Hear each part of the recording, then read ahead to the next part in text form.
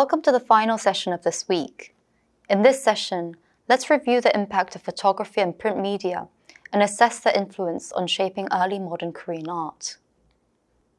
Natural landscapes were central to the visual culture of the Joseon period, deeply influenced by Taoist and Confucian teachings that promoted harmony with nature. Capturing landscapes became an important part of Neo-Confucian literati culture. Local Korean scenery became increasingly popular in late Joseon as the focus shifted away from idealized Chinese landscapes. This cultural autonomy from the reigns of King Sukjong to King Cheongjo was epitomized by painter Chung Sun, who developed true view landscape painting, expressing real Joseon landscapes with a unique Joseon interpretation of the Southern school style of painting. Despite the gradual introduction of Western painting styles, late Joseon literati painters emphasized stylized artistic expression over precise and accurate depiction of reality. For instance, Kang Se-hwang praised Kang Hee-yeon's Inwangsan-do, a landscape painting of Inwangsan Mountain of Seoul, for capturing the verisimilitude of the scene without becoming too map-like, maintaining the artistic integrity of the painting. However, by the late 18th and early 19th centuries, artists like Kim Hong-do and Kang Se-hwang himself began incorporating elements of Western-style naturalism and realism into true view landscape paintings, further enriching the depiction of Joseon's natural scenery. Mountains were the most popular subjects of natural landscape paintings in the Joseon period, with the Korean peninsula's mountainous terrain making them attractive for sightseeing and artistic expression. Among these, Kumgangsan Mountain stood out as the most frequently visited and depicted. Revered as a sacred Buddhist site, its beauty inspired countless paintings and poems, particularly from the late Joseon period. Notable artists like Chung Sun and Kim Hong-do created true view landscapes of Kumgangsan Mountain, and Kim Hong-do produced approximately 100 paintings for King Cheongjo. By the late 19th and early 20th centuries, the image of Kumgangsan Mountain had become widely popularized and commercialized, especially with the growth of minhwa, or folk painting. This increased public familiarity with the mountain's image, even among the lower classes. Photography, along with mass reproduction of imagery, played a central role in further improving accessibility of Kumgangsan Mountain landscape imagery. Early Western landscape photography, much like Joseon landscape painting, emerged as a means of personal enjoyment and reminiscence, driven by a desire to record and remember the experiences of travel and the emotions evoked when encountering scenic sites. However, as photographic images became more widely reproduced, they standardized views of popular sites and increased public access, fostering a collective recognition of these places. Despite the cultural and historical significance of Kumgangsan Mountain for the Korean people, foreign visitors to Korea at the turn of the 20th century mostly viewed the mountain as an exotic site of Korea, the Hermit Kingdom. Still, many Westerners, aware of its importance for Koreans, shared details of the mountain's historical and cultural significance in their writings and images. Several notable Western travelers visited Kumgangsan Mountain, including British Vice Consul Charles William Campbell in 1889, and Lord George Nathaniel Curzon in 1892, and Isabella Bird Bishop, who, in her book Korea and Her Neighbours, included a photograph of the mountain and recognized its status as a revered symbol of beauty in the 1890s. Despite this, photographic images of Kumgangsan Mountain did not gain widespread popularity in Korea until near annexation, while minhwa images of the mountain remained common, especially among the growing middle class. During the 19th century, paintings of Kumgangsan Mountain produced for the general public became more stylized, often combining real and exaggerated elements. Unlike earlier works by Joseon literati, these minhwa Kumgangsan-do paintings were simplified and catered to the popular taste, which led to the broader recognition of Kumgangsan Mountain as a national symbol. Though many art historians have viewed this shift as a decline in artistic quality, these changes allowed for a greater popular identification with Kumgangsan Mountain and facilitated its transfer into mass media such as prints. Early 20th century textbooks began incorporating print illustrations of Kumgangsan Mountain, often depicting the 12,000 peaks as seen from Tambalyeong Hills. These illustrations, while simplified compared to earlier paintings, played a crucial role in educating students about the natural beauty and cultural significance of the mountain. Textbooks of the period emphasized the connection between the Korean nation and Kumgangsan Mountain, with the mountain becoming a point of national pride. Repeated exposure to standardized images of the mountain helped students and the general public internalize its symbolic importance, further reinforcing Kumgangsan Mountain's status as a representative landmark of Korea. As textbooks and newspapers frequently featured illustrations of Kumgangsan Mountain, the mountain's visual exposure increased. Some illustrations even used traditional painting styles and customs of labeling the different peaks, which helped bridge the historical and cultural significance of Kumgangsan Mountain with contemporary national identity. By the colonial period, however, photographic images of the mountain became more prevalent, overtaking print illustrations as the primary medium for representing its beauty and importance. The early 20th century saw a growing hybridization of traditional Korean art forms with Western styles. Traditional Korean ink painting also began to incorporate photographic views and compositions and linear perspective. Despite pressure from the colonial government to hire a Japanese painter, Kim Gyujin was commissioned by Sunjong to create murals of Kumgangsan Mountain in Hejeongdang Hall of Changdeokgung Palace.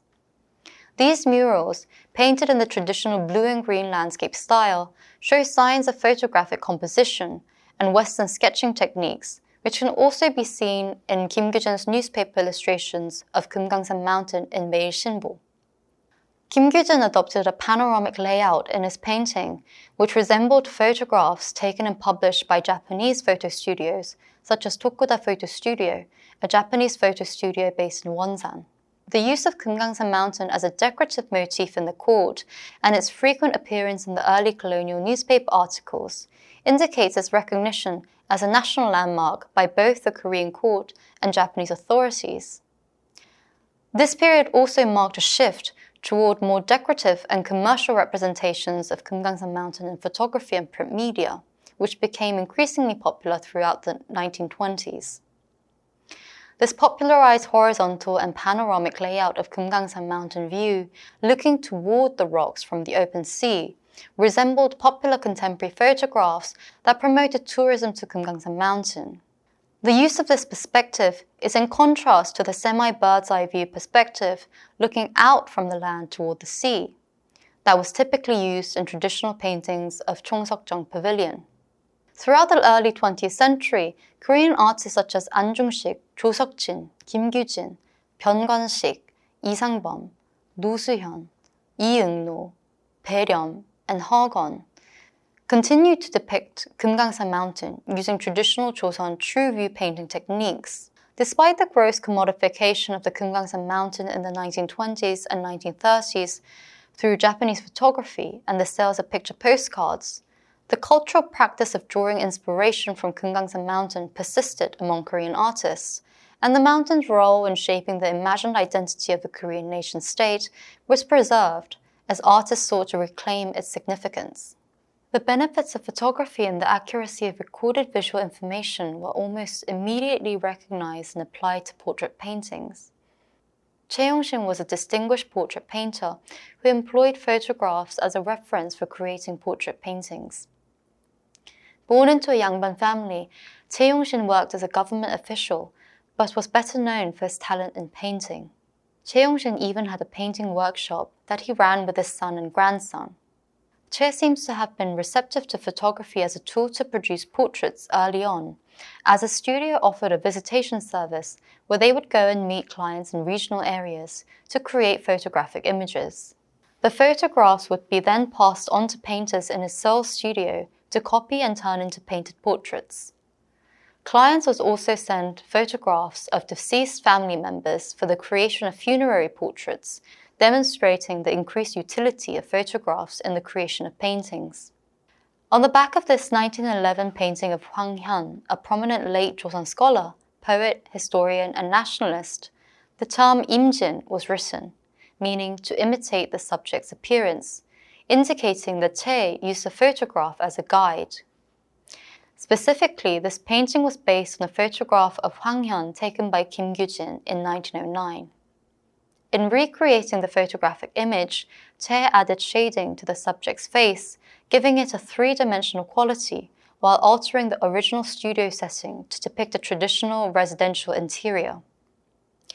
It is noteworthy that at this time, photography was not viewed as an art form, but rather as a tool for reformers to showcase their country to foreign audiences, or as a diplomatic necessity for representing the emperor and his officials. Even artists like Choi Yong-shin and Kim Gyujin regarded photography as a commercial venture or a means for creating what was considered real art. It was not until the 1930s that photography began to be recognized as an independent art form.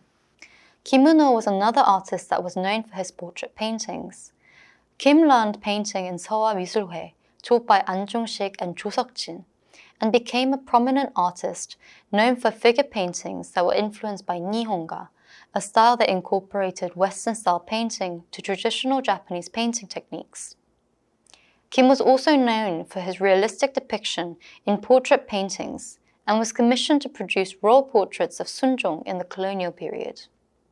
Although the completed painting is now lost, two primary templates, or chobon, of Sunjong's portraits survive today. It is clear that Kim Eun-ho actively used and relied on photographs to produce portrait paintings. The template of the 1923 portrait in the National Museum of Modern and Contemporary Art is almost identical to a photograph taken by Iwata Kanae, a Japanese photographer who was hired to take photographs of the royal family. The shading and rendering of Sunjong's face also reflects the adoption of Western shading techniques facilitated by photography. Despite increased use of photography to capture the image of the royal family, it seems that the court maintained the tradition of having painted portraits produced for record purposes, even in the 1920s.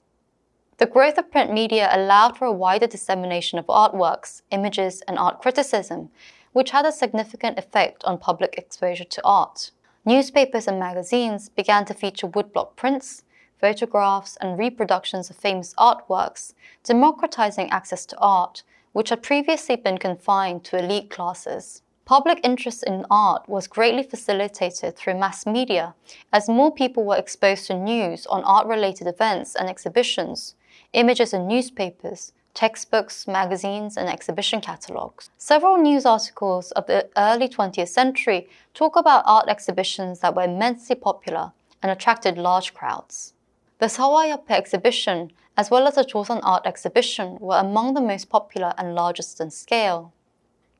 Smaller, solo exhibitions also became popular, beginning with Korea's first solo art exhibition of Kim Gwan-ho's oil paintings in 1916. From the 1930s, when forming artist groups became fashionable, group exhibitions also became successful. Along with exhibition culture, art criticism also developed in print, providing a platform of communication on art. New mass media and photography helped in not only documenting and building a portfolio of artworks, but also in marketing artists and their artworks to a broader audience. Print media was central to the growth of various art institutions and artist groups, as it allowed for artists and intellectuals to publish their works and activities.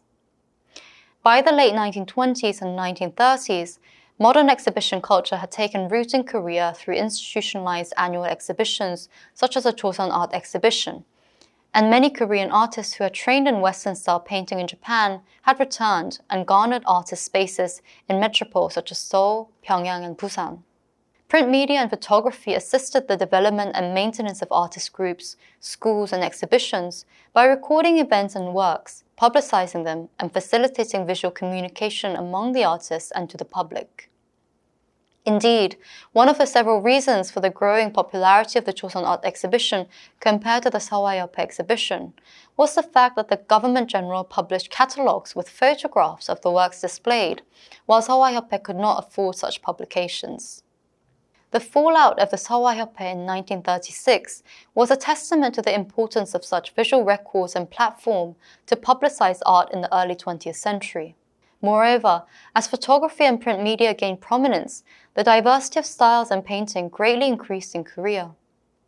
Print technology served as a vehicle for art education, featuring articles and illustrations about artistic techniques, history, and theory, which informed the public of new types and styles of art that were in fashion outside of Korea.